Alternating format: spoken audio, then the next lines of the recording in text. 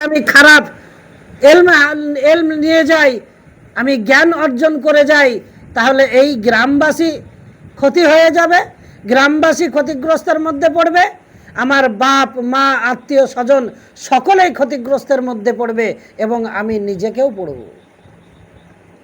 কাল কিয়ামতের ময়দানে কেউ আমাকে পাত্তা দেবে না। খায়রুকুম মান তাআল্লামাল কুরআনা ওয়া আল্লামা।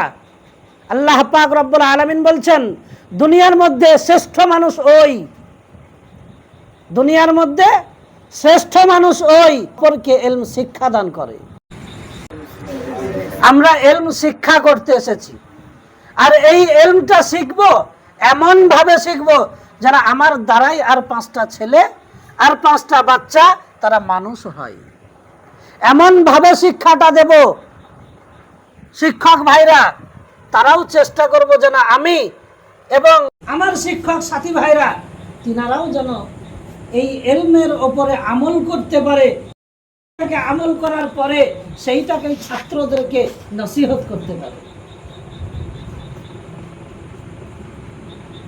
আমার বলার উদ্দেশ্য একটাই, অন্য কিছু নয়।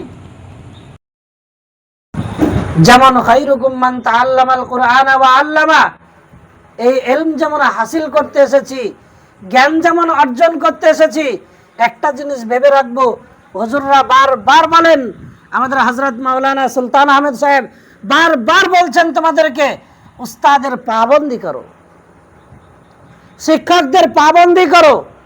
শিক্ষক কারা এটা আমাদেরকে ভাবতে হবে। শিক্ষক কারা এই জিনিসটাকে আমাদের ব্রেনে নিয়ে আসতে হবে।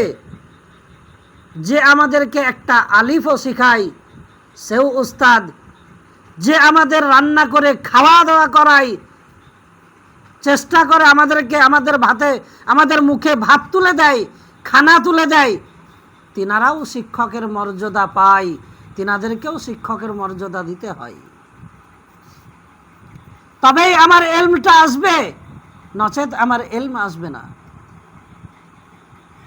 মাদ্রাসাতে যদি কোনো গেটম্যানও থাকে তারও যতটা সম্মান, আমাদের মাদ্রাসার সব থেকে বড় শিক্ষক যিনি তিনারও ততটাই সম্মান দিতে হবে।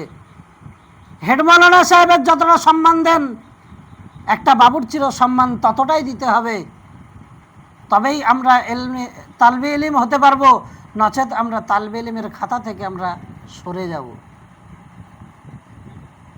একটা জিনিস ভেবে রাখবো, এই তালবে ইলমের কথা এমন জায়গাতে বলা হয়েছে, কোরআন এবং হাদিসের মধ্যে বলা হয়েছে, যদি এই তালবে ইলম সচ্চা তালবে ইলম হয় আর এই তালবে ইলম যদি ইলম